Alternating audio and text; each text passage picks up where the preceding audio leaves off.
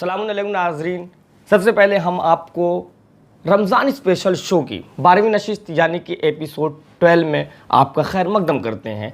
आज फिर हमारे दरमियान तमाम सवालों का मुकम्मल जवाब लेकर हाजिर हुए हैं मुबल्लिग़ विलायत हुज्जतुल इस्लाम आली जनाब इज़्ज़त माब मौलाना शब्बर हुसैन खान साहब क़िबला। सबसे पहले आगा हम आपको सलाम पेश करते हैं और बाद सलाम आगा एक अहम सवाल आज हम करना चाह रहे हैं और हमारे व्यूवर्स जानना चाह रहे हैं कि आप देखिए इस वक्त समाज में कहीं बच्चों के ताने की वजह से ज़ईफ़ बाप रोता हुआ नज़र आता है तो कहीं माँ बेचैन और परेशान नज़र आती है।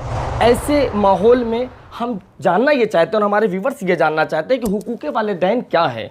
ये हदीस और इमाम की जो ज़िंदगी है उन्होंने हमें क्या सबक दिया कि वालिदैन का हक़ क्या है, ये हमारे व्यूवर्स को बताएं। आऊज़ु बिल्लाहि मिनश शैतानिर रजीम, बिस्मिल्लाहिर रहमानिर रहीम, अल्हम्दुलिल्लाहि रब्बिल आलमीन, अस्सलातु वस्सलाम अला अशरफिल अंबिया वल मुरसलीन व अला अहले बैतिन नबुव्वा व महदिनिर रिसाला, अम्मा बाद फ़क़त। सबसे पहले तो परवरदिगार का लाख लाख शुक्र अदा करते हैं और मोमिनीन की खिदमत में सलाम अर्ज़ करते हैं। परवरदिगार का लाख लाख शुक्र है कि उसने अपनी तौफ़ीक़ात में हमें शामिल हाल रखा और उसकी तौफ़ीक़ात ही की देन है कि रोज़ बरोज़ ये खिदमत अंजाम पा रही है।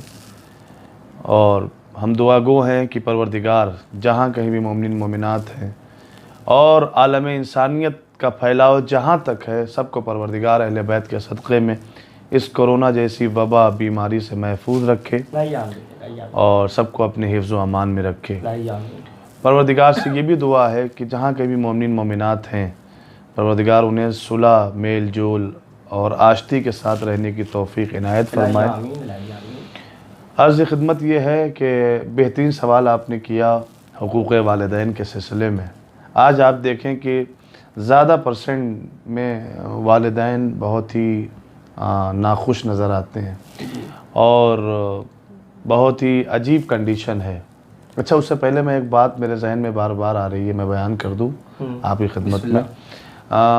देखिए, ये भी जो हम लोग कर रहे हैं, चाहे वो आप अंजाम दे रहे हों, चाहे हमारे कैमरामैन जनाब मुसफ़ रज़ा मिनाल भाई या जो भी आपके साथ है, दामे दिल हमें सुखने जिस तरीक़े से भी है, या जितने भी हमारे मुल्क हिंदुस्तान में या पूरी दुनिया में जितने भी इल्मी चैनल चल रहे हैं जो खिदमत इल्म अंजाम दे रहे हैं, खिदमत इल्म के ज़रिए से खिदमत दीन अंजाम दे रहे हैं, उलमाए किराम के ज़रिए से, प्रोफेसर हज़रात के ज़रिए से या किसी भी ज़रिए से अंजाम दे रहे हैं, उन सब के लिए मैं एक बात अर्ज़ करना चाहूँगा। बिस्मिल्लाह। हमारे और आपके 8वें इमाम हज़रत इमाम अली रज़ा अलैहिस्सलाम, अल्लाहुम्मा सल्लि अला मुहम्मद व आले मुहम्मद, हमारी 8वीं सरकार, हमारे 8वें मौला इरशाद फरमाते हैं।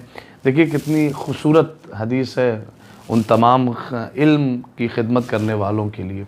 मौला फरमाते हैं कि रहमत ख़ास, परवरदिगार की दो रहमतें, रहमत आम और रहमत ख़ास। रहमत आम में जैसे बारिश होती है, आपने देखा है, तो ऐसा नहीं है कि बारिश कहीं ना हो कहीं हो, नहीं, हर एक को शामिल कर लेती है रहमत, वो बारिश की सूरत में होती है। और जितना देखा होगा आपने, जितना मोमिन के खेत में पानी गिरता है उतने मुनाफिक के खेत में भी, मुशरिक के भी, हर चीज़ में होते।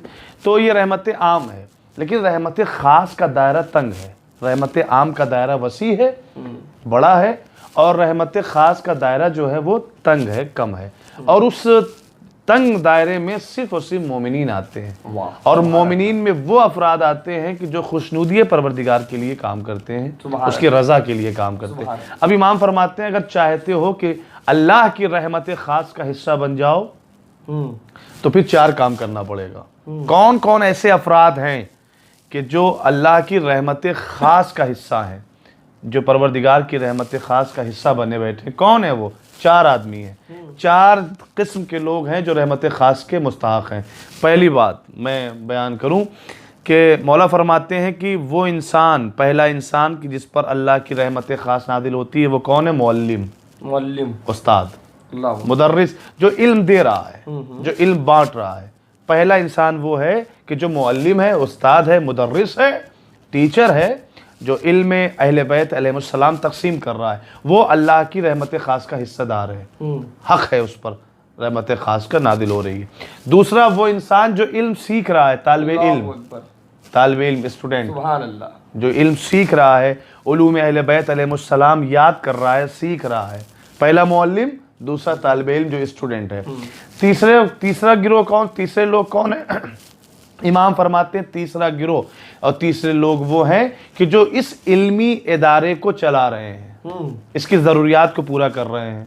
और फरमा रहे हैं दामे दिरहमे सुखने, जिस तरीके से भी इस इल्मी इदारे को मजबूत बनाए, ऐसा इदारा कि जहाँ से उलूम अहले बैत, सीरत आले मोहम्मद अलैहिस्सलाम, कुरान करीम की बातें नश्र हो रही हों, उस मरकज़ को सपोर्ट करते हों, जो वो तीसरे लोग हैं जो सपोर्ट करते हों, उनके ऊपर रहमत खास नादिल होती है। चौथा कौन है? देखिए, मैं चौथी बात जब बयान करूंगा तो शायद देखने वालों की लबों पर मुस्कुराहट आ जाए। और चौथा वो शख्स है, अगर वो जो चौथा मैं बयान करने जा रहा हूँ, अगर वो ये नहीं कर सकता तो फिर इसका मतलब ये है कि सबसे बेकार इंसान वो है। चौथा शख्स कौन है? कि जो अल्लाह की रहमत खास का हिस्सेदार है। मौला फरमाते चौथा शख्स वो है जो अल्लाह की रहमत खास का मुस्तहिक हो जाता है, वो शख्स जो कुछ नहीं कर सकता, कुछ भी नहीं कर सकता, सिर्फ घर में बैठकर खुश हो जाए, सिर्फ घर में बैठकर खुश हो जाए कि हमारे इलाके में, हमारे दयार में एक इल्मी काम हो रहा है, एक इल्मी इदारा चल रहा है, एक मदरसा चल रहा है, उलूम अहले बैत अलैहिस्सलाम तकसीम हो रहा है, सिर्फ इसी बात तो वो खुश हो जाए तो अल्लाह, इमाम फरमाते हैं अल्लाह उसे भी रहमत खास के दायरे में शामिल करे। अल्लाह अकबर, सुभान अल्लाह, सुभान अल्लाह। अब आप देखें कोई शख्स ऐसा है कि जो इतना छोटा सा काम ना कर सके, इसलिए खुश हो जाए, इसलिए खुश हो जाए कि उलूम अहले बैत। अब आप देखें कि ये क्या हो रहा है, या हम जैसे जितने भी अफराद हैं जो इस सिलसिले में काम कर रहे हैं, वो यही तो कर रहे हैं, उलूम अहले बैत को नशर कर रहे हैं। बेशक बेशक। आज 2021 में जबकि टेक्नोलॉजी तरक्की पर पहुंच चुकी है, आज अगर हम इस टेक्नोलॉजी का फ़ायदा ना उठाएं इन तमाम चीज़ों में तो फिर अफसोस है। लिहाजा जब इम्कान मौजूद है तो हमें इसे इस्तेमाल करना चाहिए, और आज यही हो रहा है। अगर हम इल्मी काम कर रहे हैं और लोगों तक अहले बैत अलैहिस्सलाम की सीरत और उनके उलूम को पहुंचा रहे हैं, तो उसका मतलब ये है कि हो सकता है कि रहमत ख़ास का हिस्सा हम भी बन सकते हैं जी। लेकिन आप जान लीजिए कि जो ये छोटा सा अमल नहीं कर सकता, घर में बैठकर कुछ नहीं हो सकता और नाराज़ हो रहा है कि ये इल्मी काम क्यों हो रहा है, इल्मी काम क्यों हो रहा है, क्यों मोमिनीन तक दीन और शरीयत की बातें पहुंचाई जा रही हैं, फिर उससे बड़ा मुद्दहर इंसान कोई नहीं है। वाह वाह वाह वाह। जब इतना छोटा सा काम करने पर, खुश होने पर रहमत खास का हिस्सा बन जाएगा, बिल्कुल, तो फिर नाराज होने पर फिर तो वो अल्लाह जाने वो जाने क्या है। बहरहाल, तो अब आप देखिए बड़ा ही अहम सवाल था आपका हुकूक वालिदैन के बारे में। आज देखिए ज़्यादातर वालिदैन अपने बच्चों से परेशान हैं। हम और आप क्या समझते हैं, ये जो नाजरीन देख रहे हैं वो क्या समझते हैं, ये गोद के पाले हुए हुओं की और अपने कलेजे से लगा कर सर्दी गर्मी हर मौसम में जिन बच्चों की परवरिश की है वालिदैन ने, ऐसे आसानी के साथ अपने बच्चों की बुराई करने लगते हैं, दूसरों से बच्चों की बुराई कर। अरे अगर कोई ऐसे वालिदैन आपको मिलें कि जो कि अपने बच्चों की बुराई गैरों से कर रहे हैं, इसका मतलब यह है कि इनका दिल बहुत दुखाया गया है। बिल्कुल, इसका मतलब इनका एहतराम नहीं किया, इनके हुकूक इन तक नहीं पहुँचाए गए। और याद रखिए कि कुरान हो चाहे हदीस हो, मासूमीन का अक़वाल हो या कुरान की आयतें हों, वालिदैन के हक़ के सिलसिले में इंशाअल्लाह मैं बयान करने वाला हूँ। माँ बाप के हर एक कलामे परवरदिगार की बुनियाद पर भी और मासूमीन के सीरत के एतबार से भी इन वालिदैन मोहतरम हैं, इनका एहतराम करना वाजिब है, मुस्तहब नहीं, वाजिब है। और उनके हुकूक की अदायगी वाजिब है। लेकिन कब? शादी से पहले भी, शादी के बाद भी। अल्लाह नहीं, कभी कभी ऐसा होता है कि शादी से पहले तो बड़ा ही मुती व फरमाबरदार था, शादी के बाद जो समाजी लैंग्वेज में जो बात बोली जाती है कि शादी से पहले माँ बाप की बड़ी खिदमत करता था, लेकिन शादी के बाद वो अपने माँ बाप से फिर गया, क्या अब उसे माँ की ज़रूरत नहीं है? तो समाजी जो ज़ुबान बोली जाती है कि अब माँ की ज़रूरत इसलिए नहीं कि उसको दूसरी माँ मिल गई।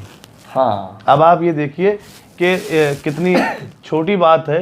मुझे याद आ रहा है किसी का जुमला कि एक माँ का कमाल ये है, देखिए दोनों औरत है, वो जो शादी से पहले जिसकी आगोश में पला वो भी औरत, और जो शादी के जरिए से उसके साथ आ रही है वो भी औरत है।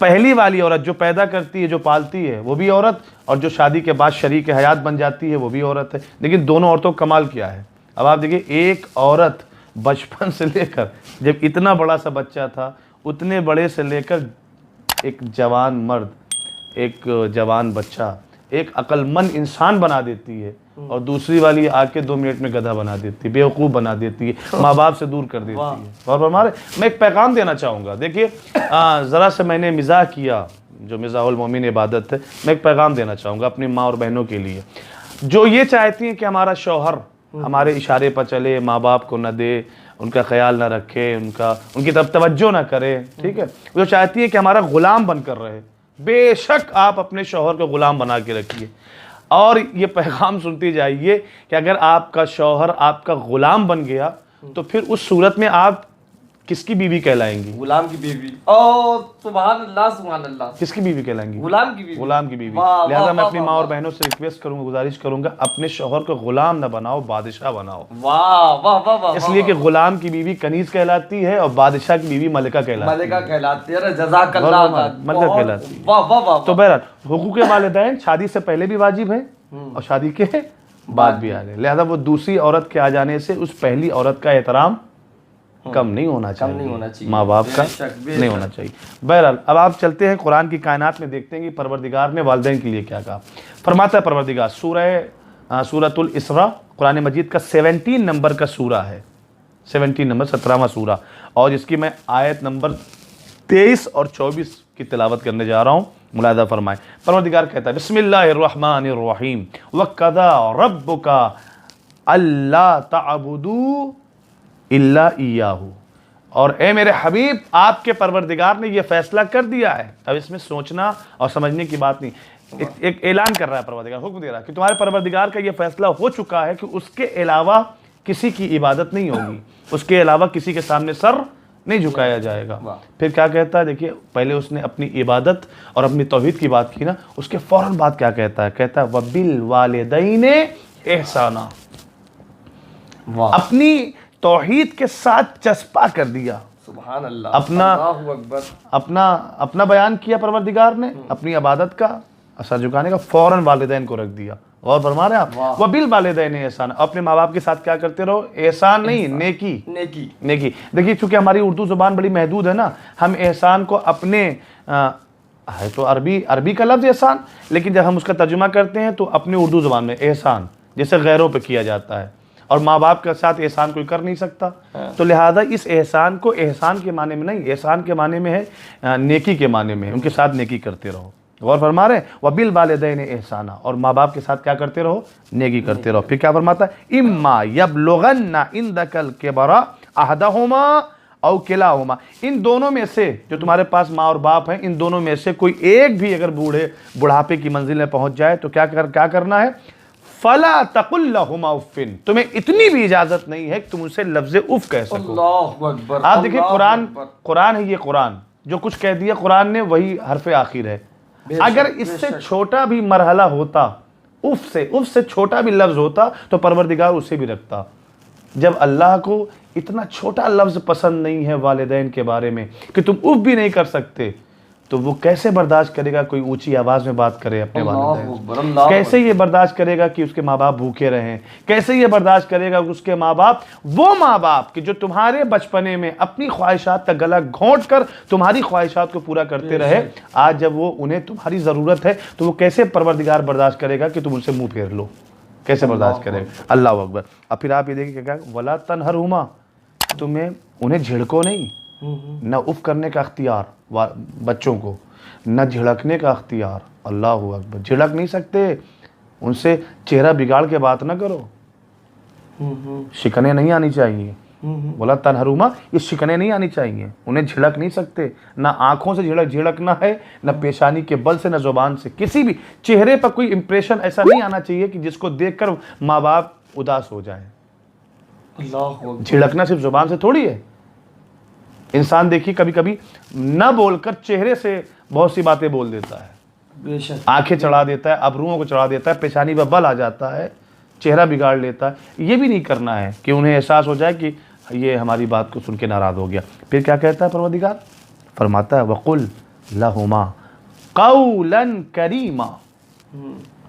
अगर तुम उनसे गुफ्तगू करना चाहते हो तो अपने अंदाज में नहीं, कुरान जैसा कुरान बता रहा है वैसे ही। ये माँ बाप हैं, कहता है कुरान वक़ुल लहुमा क़ौलन करीमा, उनसे नर्म लहजे में, शाइस्तगी, अदब के साथ, करीमाना अंदाज में गुफ्तगू करो, करीमाना अंदाज में गुफ्तगू करो। जितना नर्म हो सके, जितनी इनकिसारी हो सके, अपने लहजे में उतार कर अपने वालिदैन से गुफ्तगू करो। अल्लाह अकबर। इससे आगे की मंजिल दिखाऊं मैं खुद। आयत नंबर 24 से परवरदिगार क्या कहता है? कहता है वहफिज लहुमा जनाहज़ुल्ल मिनर रहमा, और सीना तान कर अपने वालिदैन के सामने ना जाना। जब उनके सामने जाओ तो रहमत के साथ, इनकिसारी के साथ अपने शानों को झुका कर जाओ, ताकि पता चले कि वालिदैन कौन है, औलाद कौन है।